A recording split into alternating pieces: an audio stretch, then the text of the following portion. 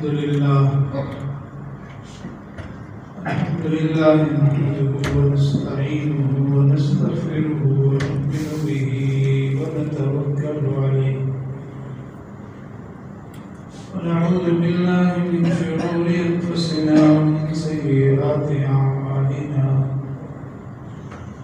من يهده الله فلا مضل له ومن يضلل فلا هادي له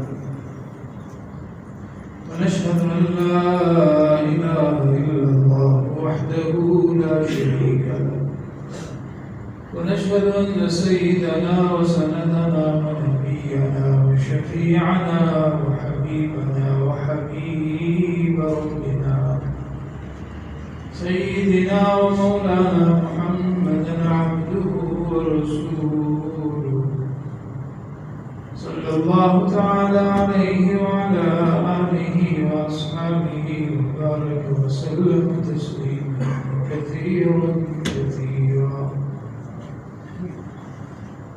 يا رب صل وسلم دائما أبدا على حبيبك خير الخلق كلهم. أما بعد فأعوذ بالله من الشيطان الرجيم. بسم الله الرحمن الرحيم. وأنفقوا في سبيل الله ولا تلقوا بأيديكم إلى التهلكة وأحسنوا إن الله يحب المحسنين. وقال تعالى: يا أيها الذين آمنوا أنفقوا مما رزقناكم من قبل أن يأتي يوم لا بيع فيه ولا خلة ولا شفاعة والكافرون هم الظالمون. وقال تعالى: يا أيها الذين آمنوا أنفقوا من طيبات ما كسبتم ومما أخرجنا لكم من الأرض ولا تيمموا الخبيث تنفقون منه ولستم بآخذيه إلا أن تغمضوا فيه واعلموا أن الله غني حميد. وقال تعالى: لن تنالوا البر حتى تنفقوا مما تحبون وما تنفقوا من شيء فإن الله به عليم. صدق الله العظيم. اللهم صل على محمد وعلى آل محمد كما صليت على إبراهيم وعلى آل إبراهيم إنك حميد مجيد.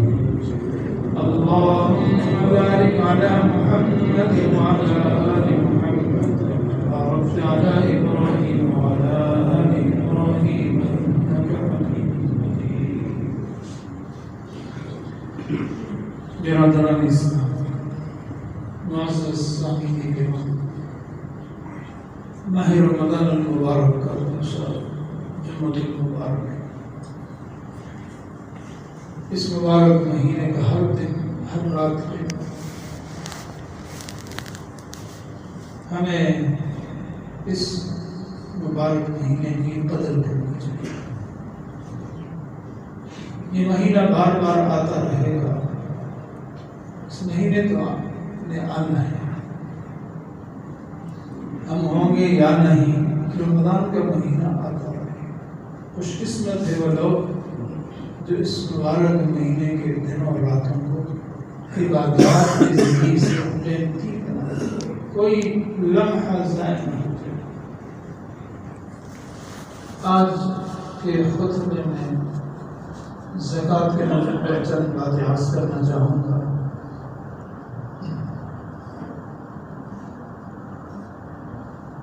اس ماہ مبارکہ میں ہر عمل کا اجر بڑھا دیا جاتا ہے، ثواب بڑھا دیا جاتا ہے.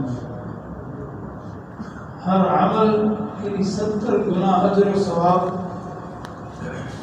کی بشارت ہے.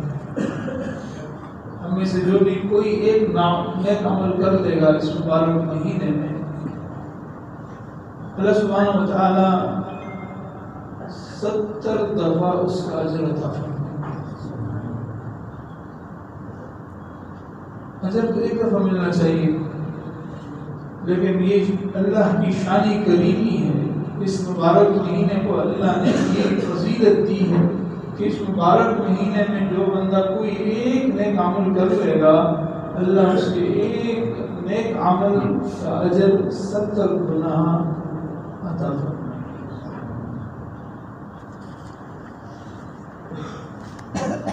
آج رات میں سنا بھی ہوگا، دیکھا بھی ہوگا، بعض احباب کا عمل بھی ہوگا.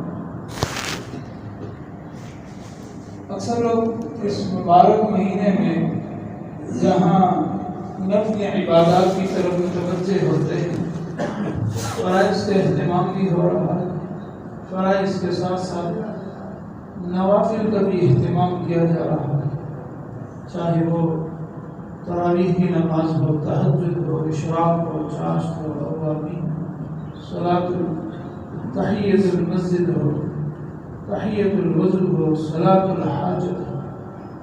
نوافل کی کثرت ہے، ہونی بھی چاہیے. آپ علیہ الصلوۃ والسلام عام دنوں کے مقابلے میں آپ کی عبادات نفلیہ میں اضافہ ہوتا ہے.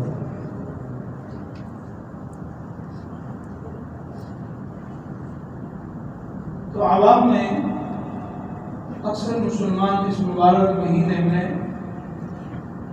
اپنے اموال کی زکوٰۃ دیتے ہیں. زکوٰۃ کا تعلق رمضان سے کسی بھی اعتبار سے نہیں سوائے اجر و ثواب کی. زکوٰۃ کا تعلق نصاب سے ہے. نصاب سے تعلق ہے جو بندہ صاحب نصاب بنا محرم کے مہینے میں، سفر کے مہینے میں، ربیع الاول کے مہینے میں، تو اس کی زکوٰۃ اس مہینے میں فرض ہو جاتی ہے. رمضان کے انتظار میں بیٹھا رہنا کہ رمضان آئے گا تو زکوٰۃ دوں گا، یہ تاخیر شریعت نے پسندیدہ نہیں. ہاں بالکل شعبان میں کوئی بندہ صاحب نصاب ہو جاتا ہے تو چند دن ہے، اتنا انتظار کیا جا سکتا. بعض صاحب ثروت لوگوں کے پاس جب مستحقین رمضان کے علاوہ جاتے ہیں یا کسی سے کہا جاتا ہے تو جواب یوں ملتا ہے کہ بھئی زکوٰۃ تو ہم رمضان میں نکالتے ہیں. آپ ابھی سفر میں آئے ہیں، جمادی الاولیٰ میں آئے ہیں، ذوالقعدہ میں آئے ہیں، زکوٰۃ تو ہم رمضان میں نکالتے ہیں. تو زکوٰۃ کا تعلق رمضان سے ہرگز نہیں ہے. اس مسئلے کی وضاحت بہت ضروری ہے. زکوٰۃ کا تعلق صاحب نصاب سے ہے کہ یہ بندہ شریعت کی اصطلاح میں غنی و مالدار کب بنا تھا، وہ مقدار اور وہ نصاب جو زکوٰۃ دینے کے لیے ضروری ہے وہ مقدار کب پوری ہوئی تھی. تو ایک تو اس بات کو اچھی طریقے سے سمجھ لیا جائے کہ رمضان کے انتظار میں آدمی نہ بیٹھے. سال کے کسی بھی مہینے میں قمری اعتبار سے زکوٰۃ دینی چاہیے اور ہر بندے کو سوچنا چاہیے. کوئی خاندانی اعتبار سے امیر چلا آ رہا ہے جو پیدائشی مالدار ہے، بالغ ہوتے ہی اس کے نام جتنی چیزیں ہیں اسی دن سے صاحب نصاب. ہاں جس کے پاس کچھ نہ تھا، محنت مزدوری کرتا رہا اور اللہ نے مال میں برکت عطا فرمائی. پہلے کچھ نہیں تھا، اب مال آیا، تو جس دن آیا ہے نصاب کے بقدر وہ تاریخ یاد رکھنی چاہیے.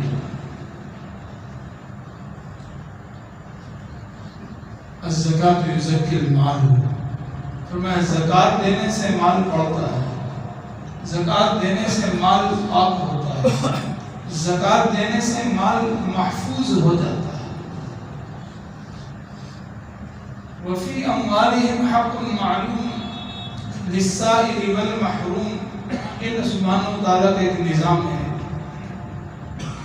نحن قسمنا بینہم معیشتہم فی الحیات الدنیا.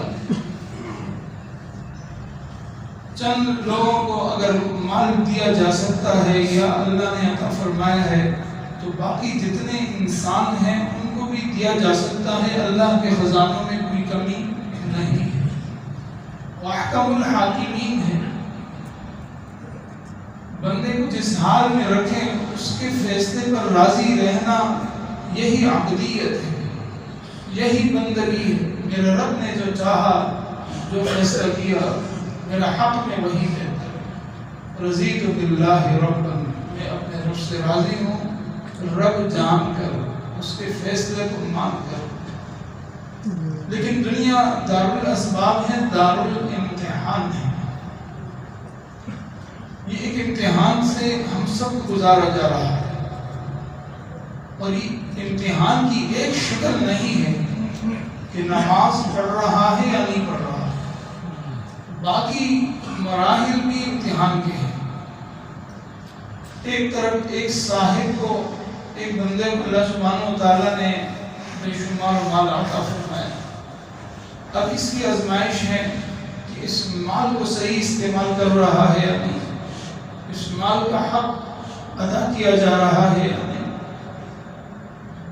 اگر یہ مال کو صحیح جگہ خرچ کر رہا ہے اور جو اس مال میں اللہ نے فقراء, مساکین, کمزور لوگوں کا حق رکھا ہے, ادا کر رہا ہے, تو یہ مال نعمت ہے. یہ مال نعمت ہے. یہ مال فتنہ و مصیبت نہیں ہے, یہ اللہ کی نعمت ہے. اور یہ بندہ اس امتحان میں کامیاب ہو رہا ہے. ظاہری مال, اگر اپنے مال کو صحیح جگہ خرچ نہیں کر رہا, اسراف سے کام لے رہا ہے, گناہ کے کاموں میں پیسہ خرچ کر رہا ہے, یا صاحب مال فقراء, مساکین, کمزور لوگوں کا خیال نہیں رکھتا, چاہے وہ زکوٰۃ کی شکل میں ہو, صدقات کی شکل میں ہو, کسی بھی معاونت و تعاون کی شکل میں ہو, تو یہ مال مصیبت بھی ہے, یہ مال فتنہ بھی ہے, اور یہ بندہ اس امتحان میں ناکام ہو رہا ہے. کل قیامت کے دن یہ مال اس کے لیے وبالی جان ہوگا. سورہ توبہ کل تراویح کی نماز میں ہم پڑھ رہے تھے, سن رہے تھے. ایسے لوگوں کے لیے بڑی سخت وعید آئی ہے جو مال کو جمع کرتے رہتے ہیں, اللہ کی راہ میں خرچ نہیں کرتے. والذین یکنزون الذهب والفضة ولا ينفقونها في سبيل الله فبشرهم بعذاب أليم. فبشرهم بعذاب أليم. وہ لوگ جو سونا چاندی کو جمع کر کے رکھتے ہیں اور پیسہ روپیہ جمع کر کے رکھتے ہیں اور تجارت کو آئے دن بڑھاتے چلے جا رہے ہیں, وَلَا يُنْفِقُونَهَا فِي سَبِيلِ اللَّهِ, اور اللہ کے دیے ہوئے مال میں سے اللہ کی راہ میں خرچ نہیں کر رہے ہیں. فَبَشِّرْهُمْ بِعَذَابٍ أَلِيمٍ. تو ایسے مالداروں کو, صاحب مال کو خوشخبری سنا دے دردناک عذاب کی.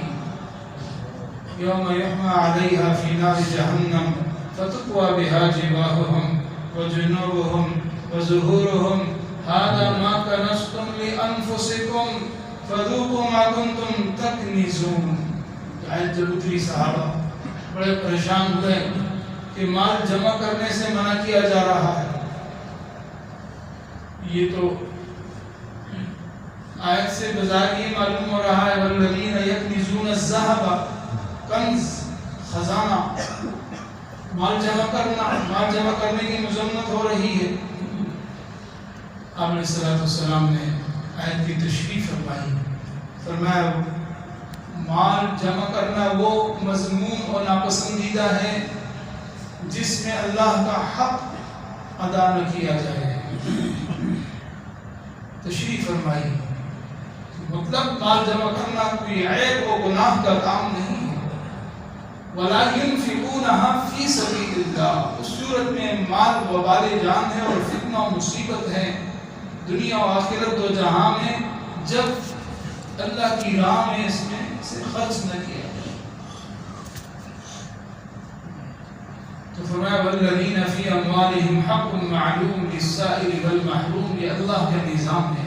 صاحب مال بھی امتحان سے گزر رہا ہے، جو معاشی تنگی میں ہے وہ بھی آزمائش سے گزر رہا ہے کہ اپنی اس تنگی میں اور فاقہ کشی میں وہ صبر و تحمل سے کام لے رہا ہے، یا جزع و فضع اور ناشکری کے کلمات زبان پہ لا رہا ہے۔ مال کی قلت، مال کی کمی کے زمانے میں اگر بندہ اللہ کی طرف متوجہ ہے، صبر اور شکر سے کام لے رہا ہے، گناہ کی طرف نہیں جا رہا، اگر جائز اور حلال طریقے سے مال نہیں مل رہا تو ناجائز راستے تلاش نہیں کر رہا، تو یہ فقیر اور کمزور اور مسکین آدمی میں فقر میں ہوتے ہوئے کامیاب ہے۔ آج فقیر اور کمزور اور غریب آدمی کو ناکام سمجھا جا رہا ہے، یہ کسی کام کا نہیں ہے، اس کی کوئی حیثیت نہیں ہے معاشرے میں، لیکن یہ فیصلہ تو اللہ کے ہاتھ میں ہے، کون اچھا ہے کون اچھا نہیں، کون افضل ہے کون افضل نہیں ہے، کون بہتر ہے کون نہیں ہے۔ اچھا تو وہی ہے جس کو اللہ اچھا کہتے ہیں، بہتر تو وہی ہوگا جس کو اللہ بہتر کہے گا، افضل لوگوں میں عزت والا وہی ہوگا جس کو اللہ عزت والا کہتے ہیں۔ یا ایھا الناس انا خلقناکم من ذکر و انثی وجعلناکم شعوبا وقبائل لتعارفوا۔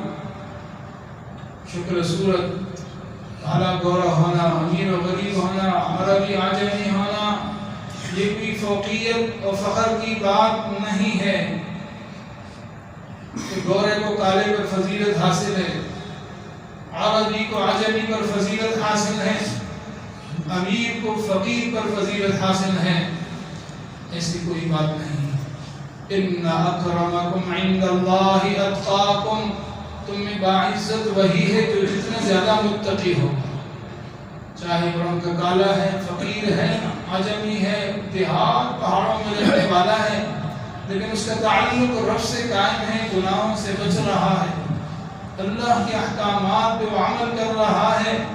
ان اکرمکم عند اللہ اتقاکم، یہ متقی ہے تو یہ اکرم ہے، یہ مکرم ہے، یہ باعزت۔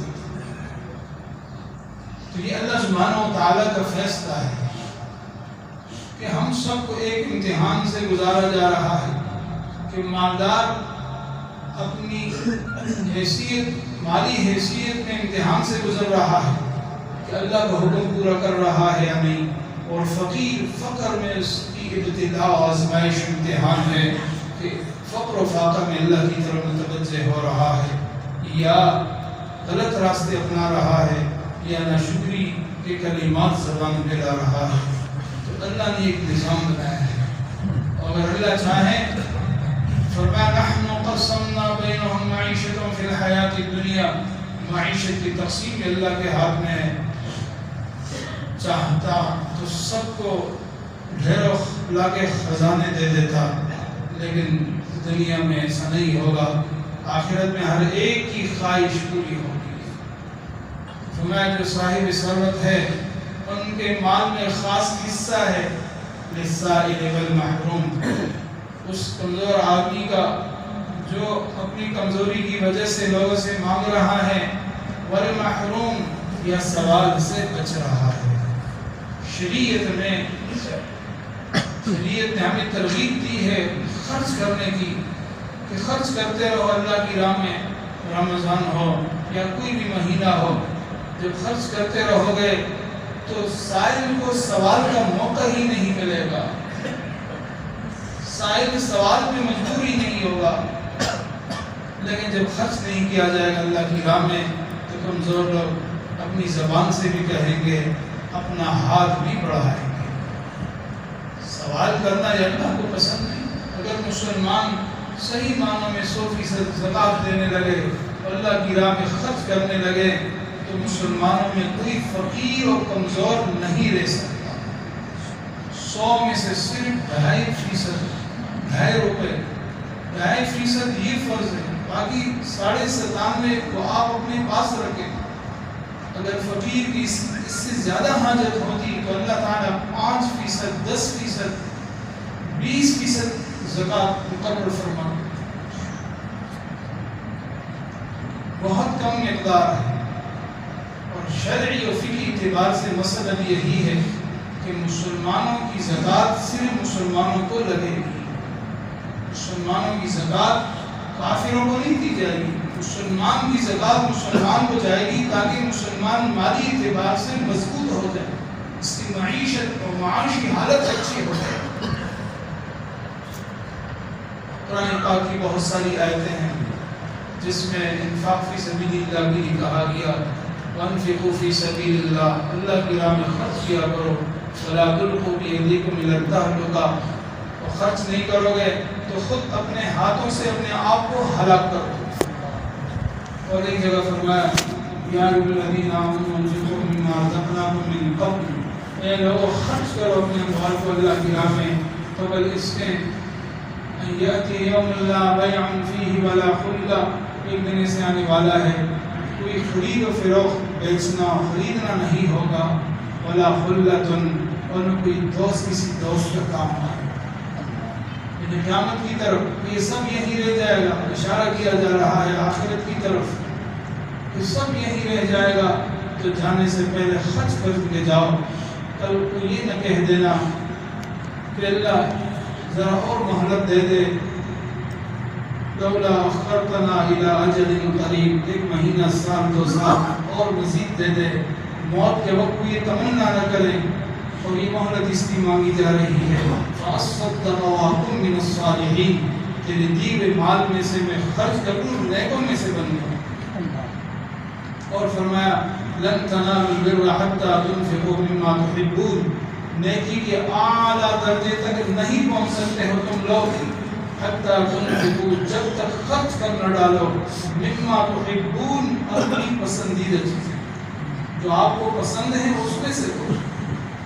سورہ بقرہ 30 پارے میں ہے، یا ایھا الذین آمنوا انفقوا من طیبات ما کسبتم، اپنی کمائیوں میں سے خرچ کر لو، ومما اخرجنا لکم من الارض، چاہے وہ مالی تجارت کی شکل میں آپ کے پاس مال ہے، سونا چاندی کی شکل میں ہے، یا نقدی کیش کی شکل میں ہے، اس میں سے اللہ کی راہ میں دو۔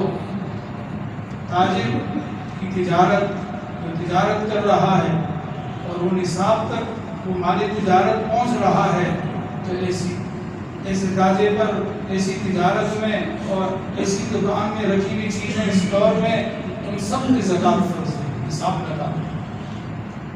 سونا 7.5 تولہ ہو، چاندی 52 تولہ ہو، یا 52 تولہ چاندی کے بقدر کسی کے پاس رقم ہے، اس پہ سال گزرا ہو، یہ بندہ مقروض نہ ہو، یہ سال کی ثروت ہے، یہ غنی ہے، یہ مالدار ہے، یہ زکوٰۃ دے گا۔ ما کسبتم، اپنی کمائی میں سے، ومما اخرجنا لکم من الارض، اور جن کی پیداوار اللہ اناج کی صورت میں اللہ جن کو مال دے رہا ہے وہ عشر دے، گندم کی کٹائی کے بعد یا دیگر فصلوں میں سے۔ آگے فرمایا، وَلَا تَيَمَّمُوا الْخَبِيثَ مِنْهُ تُنْفِقُونَ، ردی چیزیں اللہ کی راہ میں نہ دو۔ وَلَسْتُمْ بِآخِذِيهِ، اس سے کمزور چیز اگر کوئی اور آپ کو وہی چیز دے، لَسْتُمْ بِآخِذِيهِ، کبھی بھی ہاتھ آگے نہ بڑھاؤ، لیکن یہ تو گھٹیا ہے، یہ کمزور ہے، حقیقت ثواب کی نیت سے چیزیں دی جا سکتی ہے، لیکن بہت زیادہ کمزور، بہت زیادہ خراب، جو ناقابل استعمال ہو، وہی زکوٰۃ میں دیتے، وہی صدقے میں دیتے، ایسا صدقہ اللہ کے ہاں قبول نہیں۔ مما تحبون، جو آپ کو خود پسند ہے اس میں سے دو، یہ اعلیٰ درجہ ہے۔ اللہ سبحانہ و تعالیٰ نے جہاں ہمیں عبادات بدنیہ کی یہ مبارک مہینہ عطا فرمایا ہے، ہمیں اس مبارک مہینے میں عبادات مالیہ میں بھی آگے بڑھ چڑھ کے حصہ لینا چاہیے، لیکن زکوٰۃ کے اعتبار سے وہی بات جو شروع میں نے عرض کر دی تھی دوبارہ دہرانا چاہوں گا کہ زکوٰۃ کے لیے رمضان کا مہینہ کوئی ضروری نہیں ہے. جس مہینے میں آپ صاحب نصاب بنے تھے آپ کی زکوٰۃ اس وقت بنتی ہے اور بہتر ہے کہ اس وقت ادا کر لی جائے. اللہ سبحانہ و تعالیٰ سے دعا ہے کہ اللہ تعالیٰ ہمیں شریعت کے احکام کا علم اور حضور سے دل سے احکام پر عمل کی توفیق نصیب فرمائے.